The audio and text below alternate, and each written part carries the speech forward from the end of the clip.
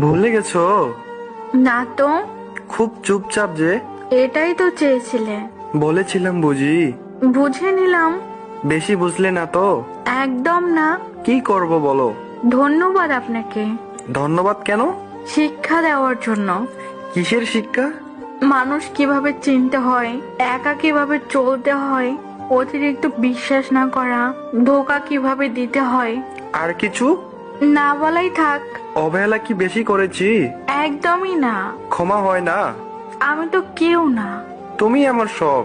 তা আজ হাস্যকর। ফিরে চলে এসো প্লিজ। ইচ্ছে নেই। থাকতে পারো আমায় ছেড়ে? দিব্যি তো আছি। এ ভুল আর হবে না। সুযোগ দিতে চাই না।